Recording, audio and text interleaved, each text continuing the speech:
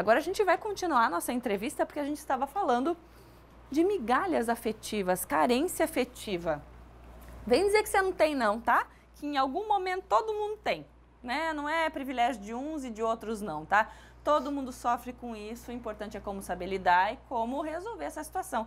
Quem está aqui comigo é a psicóloga Priscila Casagrande, né, Pri? Isso. Bom, Pri, a gente viu que algumas pessoas assumiram aqui realmente a carência afetiva e como eu disse, todo mundo tem, não vem que não tem. Exatamente. Tem aqui ó, o Rony que está falando pra gente também.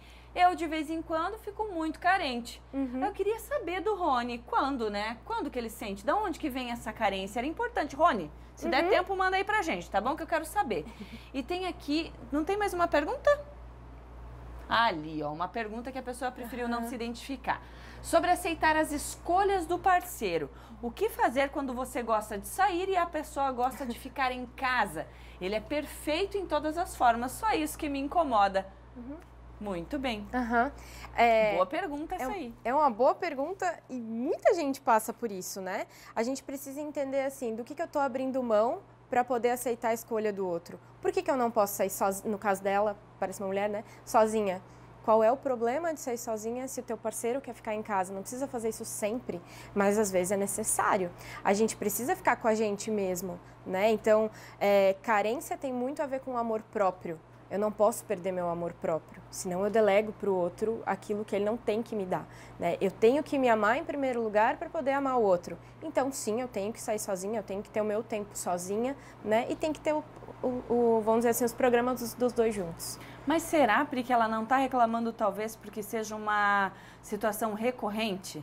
Porque às vezes ela quer a companhia, né? E às vezes tem que optar a sair sozinha porque a pessoa não quer e não gosta, mas enfim, essa outra pessoa ela também teria que abrir mão um pouquinho para fazer companhia ao seu parceiro, parceira. Teve uma frase que ela falou assim, ele é perfeito em todos os outros sentidos, né?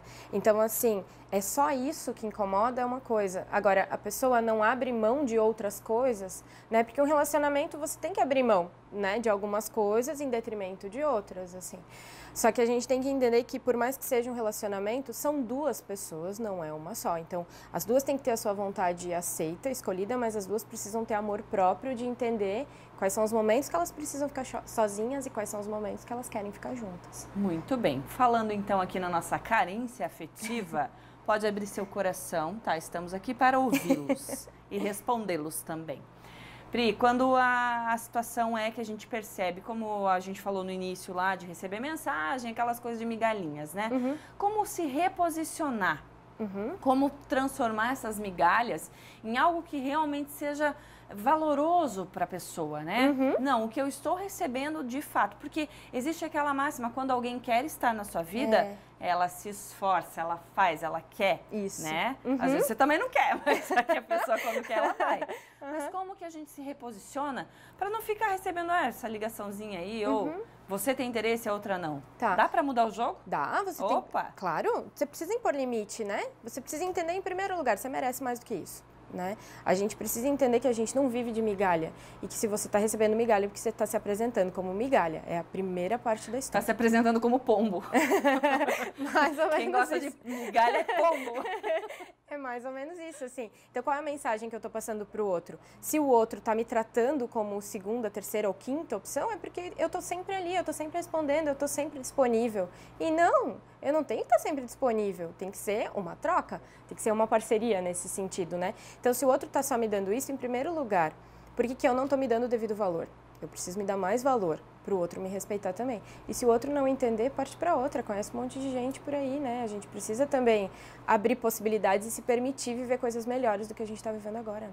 Mas a gente também vive essa realidade, né? De rede social, de WhatsApp, de contatinhos. E muitas pessoas se divertem dessa forma. Não está errado. Qual é o momento que a gente percebe, opa, tem alguma coisa que não está certo? Por exemplo, tudo bem, tá recebendo uma mensagem aqui, outra mensagem ali, mas tá de boa, tá administrando bem. Qual que é o momento que ela sente, ai, mas não era isso que eu queria? Qual que é o instante de se perceber assim, opa, desse aqui talvez um aqui mande a migalha, tá tudo certo, eu tô dando migalha pra ele também.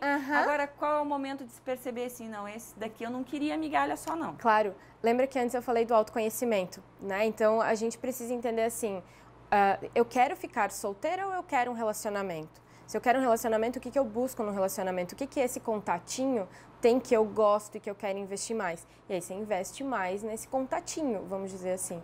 Né? Você precisa também dedicar mais tempo, entender o que ele te dá, que talvez o outro não te dá, o que você não tenha interesse. Então, primeiro eu preciso me conhecer, primeiro eu preciso entender o que eu quero, qual é o meu desejo, para depois saber, invisto ou não invisto, em quem eu invisto. Certo. Agora eu esqueci o que eu ia te perguntar, você acredita nisso? A gente precisa entender uma coisa. As pessoas, elas estão ficando... Acontece, eu não comi peixe, como eu mandei ele no começo da matéria. Então, pode falar. A gente encontra pessoas cada vez mais carentes. Parece que as pessoas, elas estão se afastando daquilo que importa, né? A gente precisa primeiro parar e pensar assim, quais são os meus valores? O que de verdade eu quero? Sabe? O que me faz falta? O que me completa? O que me deixa feliz? E quando a gente começa a pensar nisso, lógico, vai bater os momentos de carência, mas vai bater aquele momento de extrema liberdade também, que é o que a gente precisa para viver.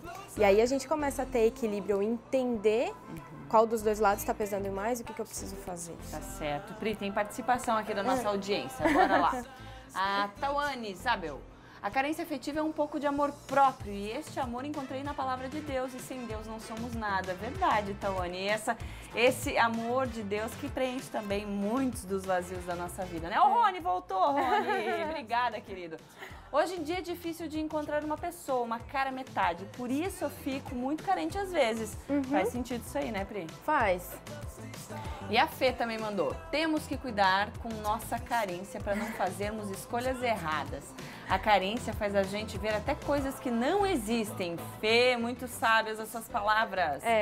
É nesse momento que as pessoas se iludem e projetam na outra pessoa algo que nunca existiu?